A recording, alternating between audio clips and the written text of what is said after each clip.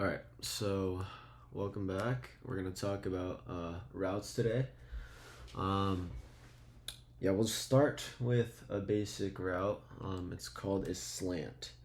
So it's gonna look something like this. A slant is always to the inside. So this is the ball, and then the quarterback, and then your one of the receivers out here. So a slant is always gonna look like this. So this would be called double slants because there's two sets of slants on each side. Or I guess this is called double slants and this is also called double slants.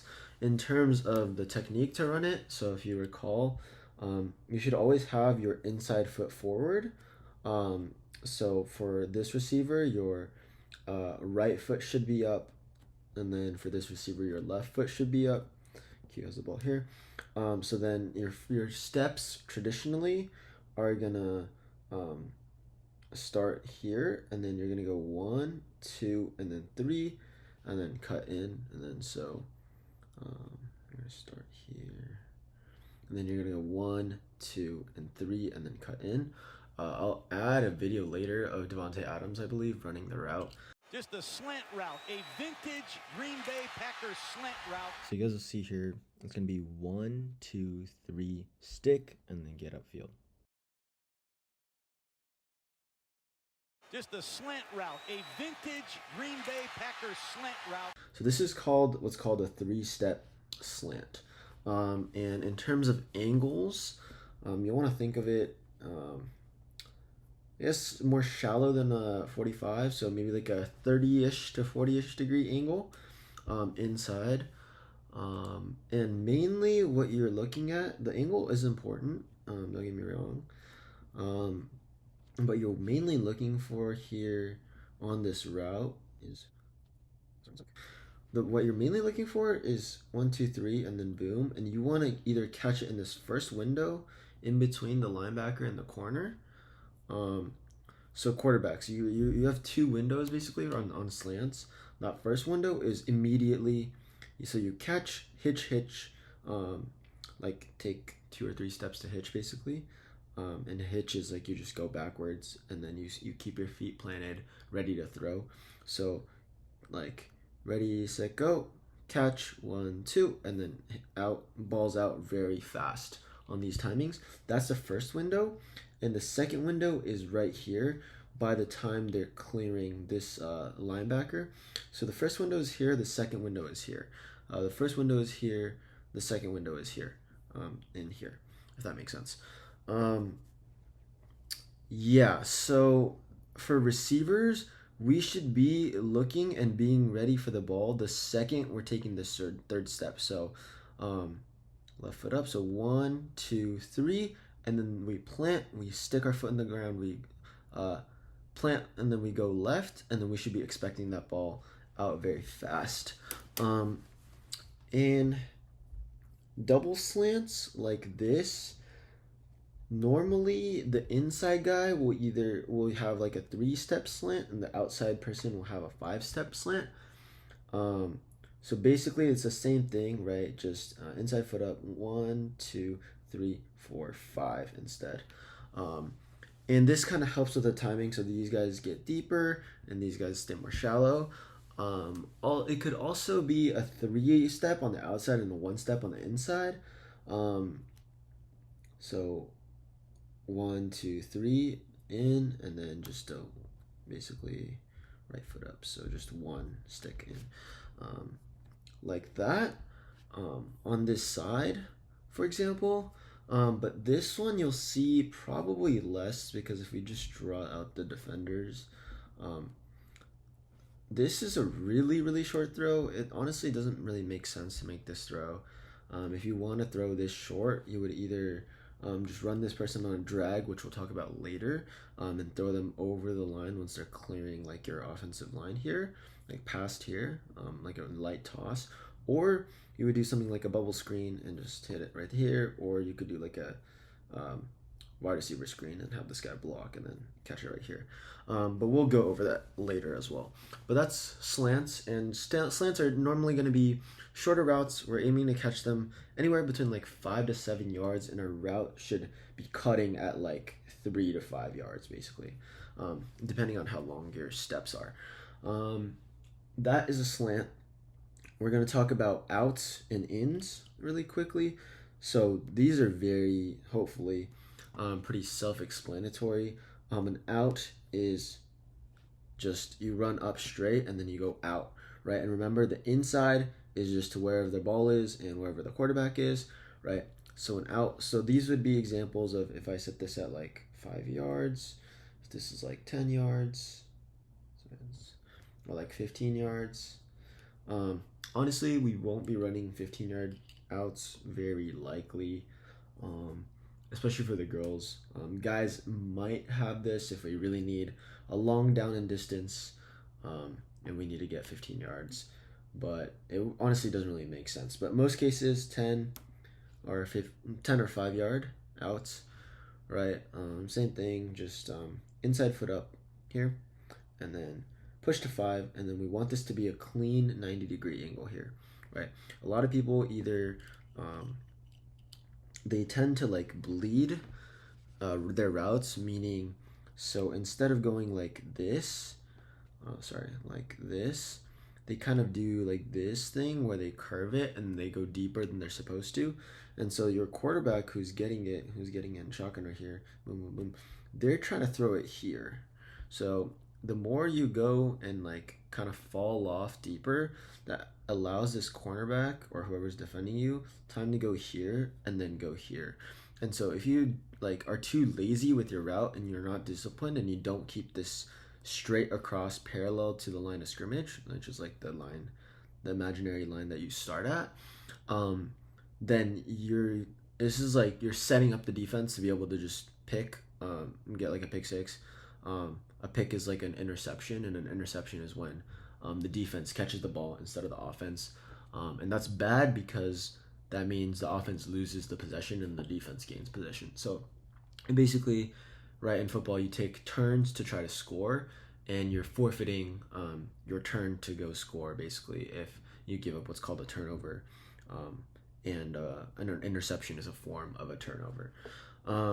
So yeah, that's basically it. One quick note, there are these things called speed outs. It shouldn't be too applicable for us, but a speed out, unlike a regular out, is actually curved at the top. You still have to go flat across. You're not allowed to, like this is very bad, don't do this. But sometimes you curve the route, especially for deeper outs, for example, like a 10 or 15 yard out, because it's going to take you longer to get down the field. So sometimes it'll be in the play design, but it'll be a speed cut. So instead of like fully going like really sticking, like really like breaking down right here to slow down, decelerate from full speed into getting that 90-degree cut, sometimes you'll be able to round the corner here instead. You still have to get down flat across, but this is just based on timing. And usually this will be either for like 10 yard outs or usually like 14, 15, something deeper, where by the time you're getting that deep, you're already pretty open and you just need to get out and make the catch along the sideline. Receivers expect the ball on outs pretty much hopefully after you're breaking. So like the ball should be coming to you like around here. So you should be breaking here and you should already see the ball in the air and you should be catching it in stride. Hopefully if they miss your flag or you're already behind them, you can just take this upfield and turn it into a bigger gain. For guys, it might be a tighter sideline throw, so be ready to catch it towards the sideline. Make sure you get 1 foot in, like NCAA rules, which is college rules, as opposed to NFL, which is 2 feet in, I believe, if I remember the rule book correctly. Okay, so those are outs. We talk about a flat route, which is another shorter route. So quarterback 2 1 1 2. So a flat route usually, or actually, will always be run by either a number two or a running back. It is basically to directly to the flat, which is like, it's too wide. It's like this area. It's like the shallow, uh, close part of the field to the sidelines. So for those of you who remember cover two, or play defense and you're a corner in cover two, right? This area that you're responsible for is called the flats. So quite literally, this route is to the flats, and it's called a flat route. Also, can be called an arrow route as well. But yeah, just make sure you remember that. So for example, you could have like hitches by ones. We'll also go over that later.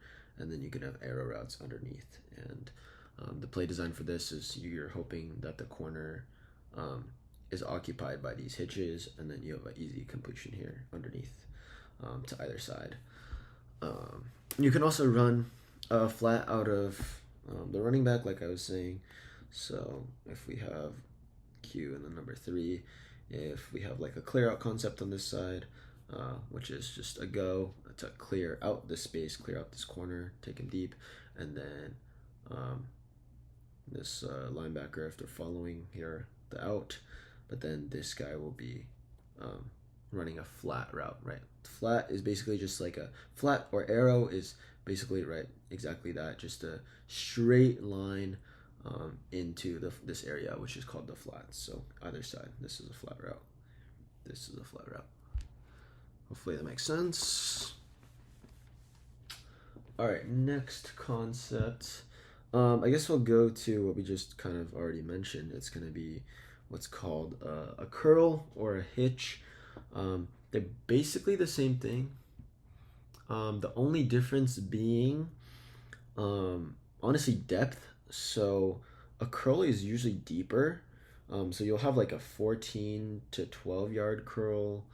When I say 14 to 12, it means like you push the top of the route to like 14 yards, and then you cut, and then you break down, and then you come back for 2 yards, and then you end up at the 12. That would be like an example of a curl route. It's usually just a deeper hitch basically, and usually, yeah, number ones can run curls too, but I think normally like it's towards more the middle, so like usually the number 2 receivers. For example, like on defense, this would be called the curl to flat defender, because they start in the curl zone and then go to the flats, and then that's like identical over here, curl and then to flat, and then this middle zone would be like the hook. So then you have your hook curl defenders, your curl flat defenders. For example, in cover like 3 and 4. But yeah, that's kind of besides the point. So curl routes, just like this, right, are always breaking towards the inside.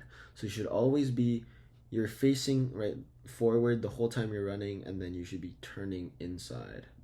Make sure you don't like do like a weird basketball pivot outside. Some routes call for that, but not this run. A hitch is going to be the same thing, but just 7 to 5 usually. 7 yards, back to 5 yards. So like all hitches would just look like this.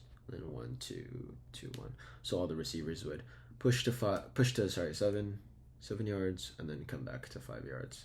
And then the QB will be rifling it in here. So you should be, the second you're turning around, expect the ball to be like trying to almost hit you in the face.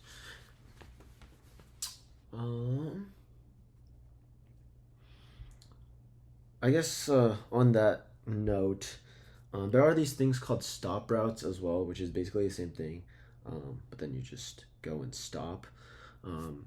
Almost always, I would prefer hitch routes or curl routes, just because it forces the receivers to not be as lazy. And so when I was talking about bleeding your route upfield, sometimes people like they stop here and they turn around to get ready for the ball, but then as the ball's coming, they start like drifting backwards, like they're almost like getting ready to catch the ball, and like get more space after they catch it. But then if you like drift, or even if you just stay in the spot, you're actually giving the defender more time to be able to close the space and potentially make a play on the ball, maybe even get a pick. So yeah, unless like there's the first down marker right here, I don't know, I like the 10 yard. Like if we're just assuming regular football and you need 10 yards, and unless like you need to catch it here to get the first down and it's fourth down and you can't afford to go back and potentially get tackled behind the first down marker, unless that's the case, we'll almost always coach people so that they have to run back, and that's part of the route. Okay, next is going to be what's called a comeback route. So usually, no, actually, always this will be run by the outside receivers, the ones. And so a comeback is basically we want to sell a go, and then we stop and then we come back. So it doesn't be as dramatic, but it's basically something like that. It's very effective because you essentially want to get this corner to flip his hips. So usually they're going to start backpedaling here, right? And they're going to be slower during their backpedal because they're trying to read what the rest of the play is happening and what you're going to do. The second you start to threaten him to go deep, they should, unless they're a freak athlete that can keep up with you going full speed backpedaling, which there are people that can do that. But aside from those people, they'll have to commit their hips, as in turn their hips to turn into a run from going backwards into a forward run to be able to keep up with you, right?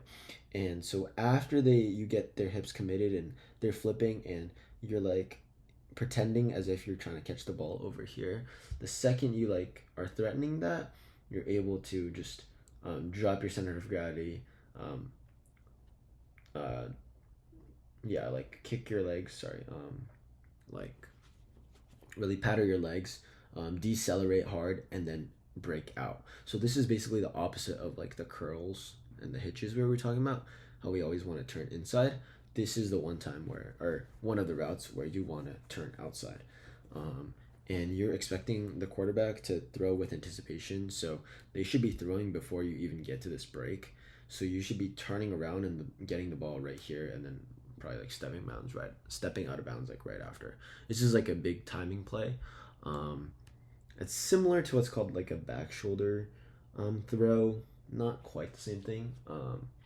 But if you as a receiver and the quarterback are on the same page and can do this all game, honestly, like nobody can stop you. No amount of good defense can really stop it. But the timing is very hard. Usually comebacks are like 14 yards or like 12. Depends on how many yards you need to get as well. But usually they're somewhere around there. It's usually a deeper route. All right. Let's do. Oh, so we talked about outs. I kind of got ahead of myself. We didn't talk about ins. So another name for ins are called digs. Digs are also usually like deeper routes. Digs like Digs, not Stephon Diggs with like 2 G's. Yeah, so everyone can run ins or digs, but I would say traditionally if you say an in, it'll be like 5 yards. It'll be a 5-yard in. You can specify and change it. Like this could be just a 10-yard in, but at least in my head, if someone says like run a dig, I would go deeper. So digs are anywhere from like 10 yards to 14 to 15. Also depending on just the yard down in distance to the line of gain, how many yards you need to get, stuff like that. But these are all, again, in towards the quarterback. So very simple, vertical, and then 90-degree cut, right? Sharp cuts across the field, and you should be catching it across the middle of the field somewhere. For quarterbacks, let's just give a example read for this. Mike, Will, Sam, strong safety, free safety, edge, corner, 2, 1, 2, 1. So let's just do like a quick example concept. Let's run like mills or something. So boom, boom, and then have this guy coming across.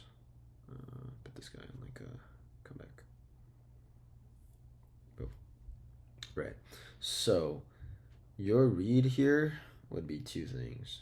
I drew that kind of bad. Your read here is partly the free safety, right? Because this guy has to commit. It depends on the coverage as well, obviously. But if the free safety bites on this deep dig, which is like probably like 10 to 12 yards, right? Then this guy should be completely free. Because even if the corner's trailing him, your guy hopefully is faster and they're inside. So if you throw the ball over here, your receiver can go get it and make a play. If the free safety stays on top of it, then this guy should be coming across pretty free across the middle of the field. Your timing window either would be here or here to make this throw. Either or. I think this throw is probably what I would prefer if I was throwing. This number 2 guy is going to be running a drag across. So then this guy is also going to be, have to kind of choose. Am I going to bite down, get this guy, or am I going to fall back? Even if they even recognize this guy. Because if the 2 is lined up like more outside and they're outside of the linebacker, honestly, they can wrap this guy. And then the second they get past this linebacker, or receiver should be cutting in. So this guy has like no idea where this guy could have went behind him and then went out. You know, he could have kept going straight, could have cut in. Like, as long as our number 2 receiver gets past his outside backer, like, this guy is completely lost. Like, he does not know where the ball's, or where the number 2 receiver is. So then that's where you would hit it right here, like right behind him, or past the middle linebacker and hit him there. And then you probably would check down, like, if you don't like anything you see, just chuck it to the running back or find the comeback, which is also a deeper route. That's like a example play concept for Mills. I think that's actually in one of our plays. Yeah, so that's ins. Okay, almost done. At least with the traditional route tree. So posts. Posts are always ins. They're basically corner routes, but inside, to the inside rather. They can be run by both the 1s and the 2s. And it's called a post because there's this field goal post, the yellow thing in the NFL that they kick the ball through. And that's in the middle of the field on both ends of the field. So you're cutting and you're going towards the post.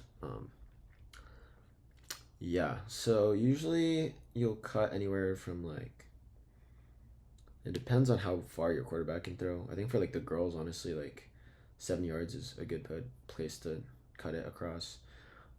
For the guys, it's probably closer from anywhere to 8 to 12. I'd probably prefer like 10 to 12, personally. And yeah, a coaching point here for the receivers is I always would recommend that if you're going to overshoot either under or over, start with over, because if your quarterback underthrows it, you can always come back to the ball. Whereas if you're under and your quarterback overthrows you, you can never make the space back up. Like, it's impossible to get over there. Whereas if you're already past the ball, it's always easier to come back to it, because you have the time to react and then come back to something underthrown. That's also why for defense, you never want to let the offensive players behind you, because you want to keep everything in front of you. That way you can react and no one just flat out beats you. But it should be like probably like a 60 degree here, so like 30 degree here type of cut. It can be like a traditional 45, but then you kind of run the risk of, depending on where the safeties are at, you might just run right into them. So I would keep it more what's called like a skinny post first, and then I would react off of that. That would be my personal recommendation. All right. Okay. Corners. Same thing.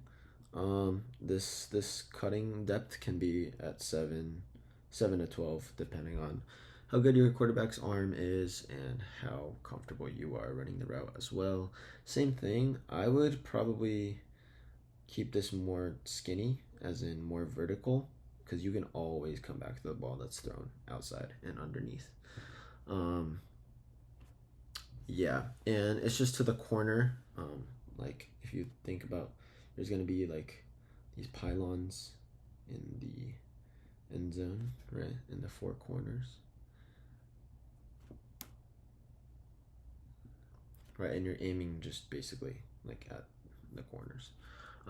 So you can communicate with your quarterback and be like, hey, throw at the front pylon, throw at the back pylon, and your quarterback should just chuck it basically at the pylons, and you just get there and catch it and make sure you stay in bounds and score. All right, last but not least, we have goes. So very simple. This would be like 4 verts, Hail Mary, something like that. This route can be called a fly, a streak, a go, a fade. I'm sure I'm missing a couple, but a number of these things basically just means I'm faster than you, to the defender, and yeah, we're getting deep and we're beating you. Very simple. If you're just faster than people, this is a great route. If you're not, then it's kind of a boring route. But yeah, it's important to stretch defenses vertically. This will be paired, kind of, we talked earlier, with other routes, for example. So something like a clear out concept, which is the 2s running outs and then the 1s running goes, because the 1 takes this player, takes them out of this space, and hopefully opens up space on the sides for the number 2 receiver. All right, let's talk a couple more routes. So we will talk about a wheel route. A wheel route looks something like this on either side. It can be run by the number 2 or number 3 receivers. So similar to a flat route, it should honestly look identical to the flat route at the start. So say like 1, 2, Q. This guy should be like running out to here, right? Almost like, oh, hey, I'm gonna get the ball here, but then you all of a sudden here you start turning, and then the ideal throw for this ball is out in front and let this guy run and get it and get underneath the ball and catch it and then keep going. You don't want it to be like a super tight throw unless you have to, unless the safety is barreling down. Usually the safety should take this post, and so if someone is covering this guy, even, it should be either the corner if they're good enough to read it and cover 2, or if it's like cover 3 or cover 4, then the safety would probably be gone. The corner would be the guy trailing this guy, so then you'd have a linebacker who'd be trying to chase this guy up, and usually, almost always, the linebacker is going to take a good pursuit angle to this spot, but the second this number 2 receiver starts running upfield, they're just going to outpace them, so they should get to this spot faster than this linebacker can recover going backwards. So this wheel route is a very powerful concept. You've seen guys like Christian McCaffrey score a ton off of this type of play. Same thing, the running back could also do this. So like if you do like trips on one side or something, you can run a post wheel here. You can run it out of empty as well. Sorry. Yeah, you guys get the idea, hopefully. Let me see. Let me think of what else am I missing. Oh, a spot route. Okay. Yes, we had some questions on this in practice. A spot route is it's a more flexible route. Let me try to think. Let's do like a corner in the spot. Yeah, just mirror it. Anyways. Oh, oopsies. So a spot route here, if we draw out the defense really quick, is basically you're trying to find the spaces, the gaps in between zones in zone defense. So yeah, it's you either run towards the gaps, and if the other people, if the defenders don't move out of your way to cover the other routes, then the other routes should be open. Um, and if they do move out to cover other routes, then there should be gaps between like these linebackers.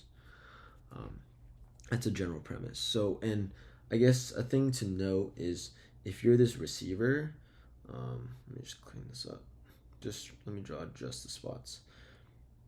Doesn't matter.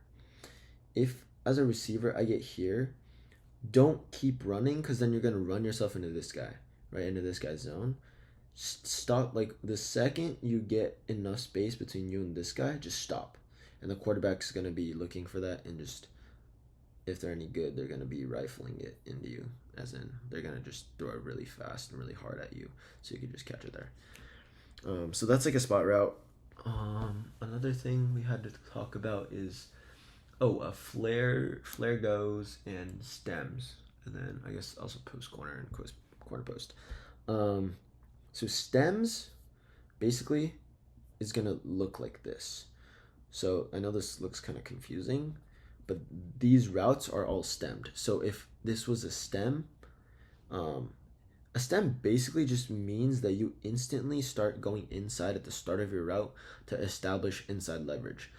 Inside leverage meaning you want to get inside of the defender, and this could be for multiple reasons. For example, I can do a stem corner, right? And so this I get inside here, and I want the corner to be trailing me, and then I break out left. This is not as ideal, but a stem is still really good because it kind of throws them off by you going inside so far and then you break back out. Especially for the number one receiver, the stem also, what it does is it buys you more space on the outside here, because if you like envision, if I just ran a straight corner, I have only this much space to work with, whereas when I stem it here and go back out, I actually have this entire space to work with, and the quarterback can throw me anywhere in that space.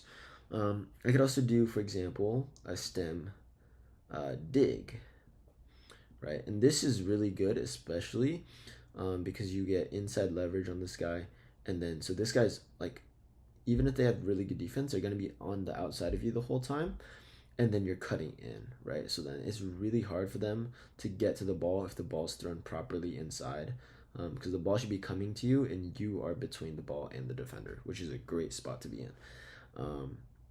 Post or stem post would be something like this. I think this is the stronger version of a stem corner, but it also depends on how the defender plays it as well. The stem corner also takes you away from safety help, so if you're just beating this corner, then it's just a flat out good, like you just win for sure.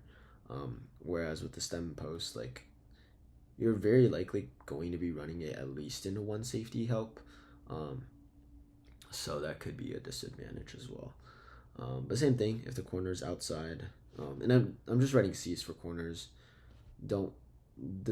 It would be like a linebacker here in actuality, but just for the sake of reference. So you'd keep this guy inside leverage, and then this guy would stay on the outside of you, and then so you would keep this guy on the outside of you, and then you'd break in. So same thing as the dig, where if it's thrown properly, you put yourself in between the ball and the defender, which is a good spot. Yeah, I guess I don't really need an example for this. Yeah, but a stem basically just means that you instantly go inside. So like for example, this is a normal dig. A stem dig would be like that, and the only difference is you're just getting inside the corner for sure, establishing this leverage, and then you can kind of push back out on them before you go back. So that's a stem. What else? A flare go. So flare go is, instead of like a normal go like that, if the quarterback's on the inside, it's kind of like the opposite of a stem. So you go outside and then up, basically. So you want to for sure get outside leverage. That's what like a flare go is. Crossers will be run by number twos. And it's basically like it's the same thing as like what's called a deep over. An over route means you're just getting over the defensive formation. So it would look like something like this, right? And you're aiming to basically get behind the linebackers and just run this line. So like an over from number two would be over here. And so like a deep over would just even be deeper. So normally this is probably like at like 8 yards, because the linebacker should be lined up at like 5 to 6 ish yards. Corners, depends on the formation. If they're cover 2, they might be pressing. If they're not cover 2, they should be like 7 to 8 yards off, unless they're really fast, and then they might play more up. Safety should be anywhere from like 10 to 12 yards, 12 to 15. I'll be generous, because I think people are going to be lazy and not play discipline on the line or as much up as they should. Yeah, so then this crosser will be like up to 12 to 15. So if you think about it, right, if we split the defense, there's gonna be like usually 3 major layers. So this is the first layer. This is the defensive line. There's gonna be the linebacker, like the level, which is called the second level of the defense. Here, and then there's like the third line, which is the last line of defense, and that's usually either the safeties or including the corners, so including the DBs. So basically, if you think about the defense in this three layer way, the over route aims to get behind the linebackers but in front of the safeties. I don't know why I drew it so out like that, but these are like examples of over routes from the number twos. Okay, last but not least, okay, I do need to talk about a couple more actually. So a seam route will always be run by 2. It's basically a go, but again, we have to be looking at our linebackers. So ideally, you are able to get outside, and the second you get outside of this guy, you start bending in. Same thing here. As soon as you get outside, you start bending in. That's why it's called a seam bender. In a traditional football field, there would be the hashes, and then the numbers. This is gonna mess my brain up like that, right? And so this like middle area basically is called the seams. So, like in 4 verts, like or a Hail Mary, these are goes, but they're technically seams because the guys are supposed to go towards the middle of the field, and to kind of draw the attention of the safeties. But yeah, so it's called a seam route basically normally, but a seam bender is specifically after you clear the second level of defense, after this linebacker, you start immediately going in. And the goal of this is, if you have like a go, the safety has to kind of choose between which one they're going to cover. And the quarterback can ideally hit you right the second you get past the linebackers, and these linebackers are kind of out of reach to be able to make a play on the ball. You should be getting the ball, like right here in these windows. Okay, so those are seam benders. And then, okay, last but not least, and I'll end this for now because this is getting kind of long. Post corners and corner posts. So if you guys remember our post routes and our corner routes, this is a post, corner. Post, corner. You're pretending like you're gonna run this post, right? Because the second you after you commit right here in this break, this defender will be like already kind of following this trajectory, and then all of a sudden you just change your mind and you go. This unless they're a really good defensive player that they manage to play on top of you the whole time, as in they're here, and then so by the time you're getting here, there's here, and then they see you go this way and they're able to instead of change their direction from going this way suddenly to there. I mean, at that point, they're just a really good athlete, and that's a good coverage play by them. But most defenders cannot keep up with this. The opposite would be a corner post, so something like this, corner post. So it's basically like a double move, basically, and it's really hard for the defenders to keep up.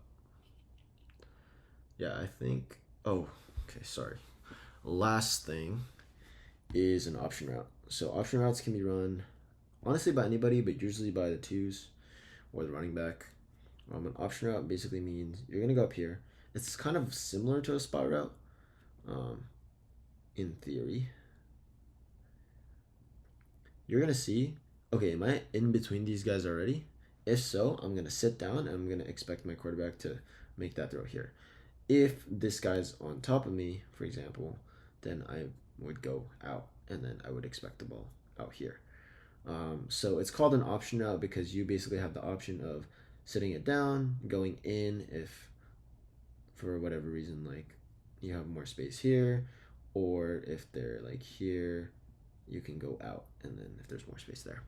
So your quarterback, it's a harder read for them because they have to just see wherever you're open, but this is more of like a backyard football type of play. Same thing for the running back. So out of the backfield, you should chip and then see if there's any openings anywhere.